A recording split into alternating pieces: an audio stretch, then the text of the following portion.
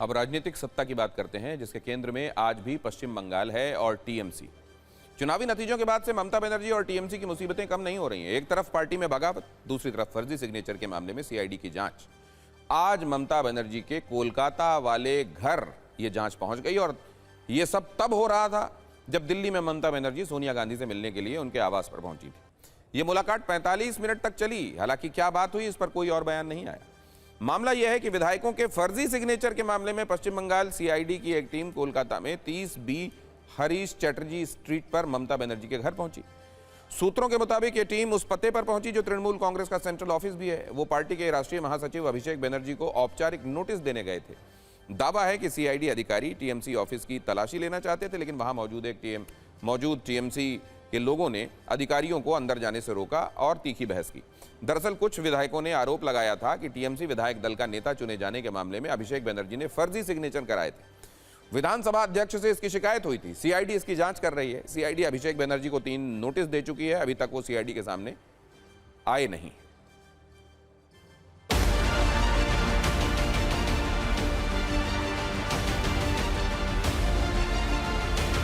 It only shows that nobody is above the constitution and nobody is above the law of the land. She never cared for the constitution. She thought West Bengal is another country and she is the prime minister of that country. So today CID is at her place. Everybody will be brought to books and be, public will be given justice. ममता दीदी का जो अभी दिल्ली में programme है, ये तो सबका मालूम है। दिल्ली में प्रोग्राम है, ये इंडिया ब्लॉक का मीटिंग है, दूसरा इंपॉर्टेंट मीटिंग्स है। तो ममता बनर्जी जब नहीं है, उनके एब्सेंस में ये क्या हो रहा है? मेरा तो एक काम था, मैं जब आया ये सब देखा तो अंदर से हमको बुलाया, लेकिन सीआईडी नहीं अलाउ कर रहा है। लेकिन इतना दिन तक ममता बनर्जी थे तो वो लोग नहीं आया। ममता बनर्जी जब दिल्ली में है तब ये ममता बनर्जी के घर में ये से सीआईडी सेंट्रल फोर्स, ये ठीक नहीं है डेमोक्रेसी के लिए। अरे वो दीदी का घर में मत बोलिए कि चोरों का दीदी का घर में गया है सीआईडी। चोरों का रानी को किसने बताया? ताकत रानी किसने बताया था? उसी का घर में सीआईडी गया है, देरी में गया है।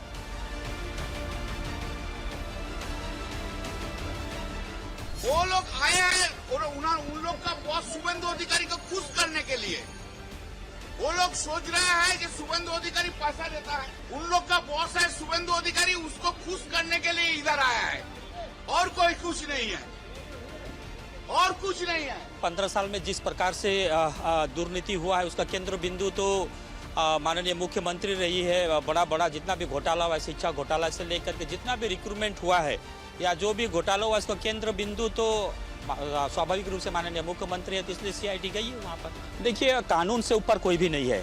कानून से ऊपर कोई भी नहीं है। जो भी कानूनी रूप से कोई गलत काम किया, बेआईनी काम किया है, तो निश्चित रूप से उनका अरेस्ट होना ही है। सीआईडी जांच से अलग आज बागी टीएमसी नेताओं की गतिविधि शांत रही। अब तक ना इनकी किसी बैठक की खबर है और ना ही नए किसी दावे की। हालांकि टीएमसी सांसद कीर्ति आजाद और कल्याण बनर्जी ने एक प्रेस कॉन्फ्रेंस करके इन्हें चुनौती जरूर दी। उन्होंने कहा कि अगर बागियों में हिम्मत है तो वो इस्तीफा दें और फिर चुनाव लड़कर बीजेपी में जाएं। बीजेपी का कहना है कि टीएमसी का यही हाल होना था।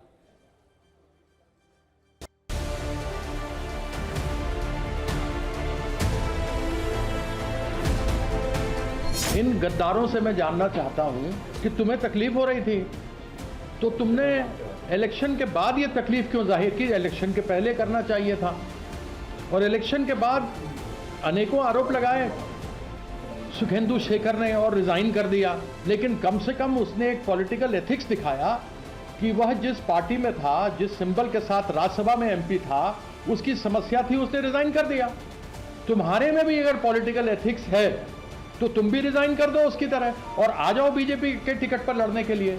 अगर आपको भारतीय जनता पार्टी ज्वाइन करनी है, उनका घटक दल बनना है या उनका समर्थन करना है, तो आप चुनाव जाइए, लड़िए, फिर से रिजाइन करिए अपनी सीट से।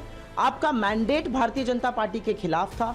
अब वो ईडी के डर से, सीबीआई के डर से, प्रलोभन से, सत्ता के लोलुपता में या संस्थानों के भय से वो क्यों जा रहे हैं मुझे नहीं पता, लेकिन ऐसा क्यों है कि बीजेपी हर जगह विपक्ष की पार्टियों को निगलना चाहती है? ये उनकी पार्टी की आंतरिक समस्या है, लेकिन मैं ये मानता हूं कि जिसकी पार्टी की कोई विचारधारा नहीं होती है और जिस पार्टी का कोई विजन नहीं होता है, उसका यही असर होता है। चीफ मिनिस्टर है, तेरा साथ ईडी है, तेरा साथ सीबीआई है, तेरा साथ पूरा भारतवर्ष का पावर है, और मेरा साथ मामाटी मानुष है, माँ मेरा पार्टी है, मेरा साथ पार्टी है, मेरा साथ वर्कर है, मेरा साथ पश्चिम बंगला का पब्लिक है। आप गई अगर किसी ने बेईमानी का कीड़ा अंदर गद्दारी का घुस गया तो कुछ भी कर सकता। हमने महाराष्ट्र में उसका अनुभव लिया है। अगर ये लोगों ने ठान लिया है कि हमको ममता जी से बेईमानी करनी, आप उनको रोक नहीं सकते। ममता जी ने करना चाहिए, सीधा एक चैलेंज करना चाहिए, जिसको रहना है रहे हमारे साथ, जिसको जाना है गेट आउट, जो हमने किया। ममता बनर्जी की पार्टी चुनाव के बाद तिनका तिनका कर बिखर रही है और उनके पार्टी के लोग पार्टी छोड़ रहे हैं। उनके पार्टी से जो डर का माहौल था वह खत्म हो गया। जो पहले जनता ने जिसको डर के माहौल को नकारा, अब पार्टी की लीडरशिप, उनकी जो नेता हैं वह डर के माहौल, अभिषेक बनर्जी के डर के माहौल को नकार रहे हैं। इधर तृणमूल कांग्रेस के नेताओं के खिलाफ कार्रवाई का सिलसिला जारी है। 1 करोड़ रुपए रंगदारी के मामले में पूर्व विधायक और विधाननगर नगर निगम के पूर्व चेयरमैन सब्यसाची दत्ता गिरफ्तार कर लिए गए। गिरफ्तारी के दौरान उन पर अंडे फेंके गए। पुलिस के अनुसार एक व्यवसायी की शिकायत पर मामला दर्ज किया गया था। आरोप है कि दत्ता ने कारोबारी से 1 करोड़ रुपए की मांग की थी। शिकायत के आधार पर पुलिस ने रायगाछी स्थित उनके आवास पर कार्रवाई करते हुए उन्हें हिरासत में ले लिया। सब्यसाची दत्ता 2026 के विधानसभा चुनाव में 12-7 सीट से मैदान में उतरे थे, लेकिन वो हार गए थे। 2019 में बीजेपी में शामिल हुए थे, हालांकि बाद में फिर तृणमूल कांग्रेस में लौट आए थे। उधर नंदीग्राम में भी पुलिस ने वसूली और धमकी देने के आरोप में स्थानीय टीएमसी नेता अब्दुल अलीम अल राजी को गिरफ्तार किया है। कुल मिलाकर बंगाल में एक्शन बहुत है।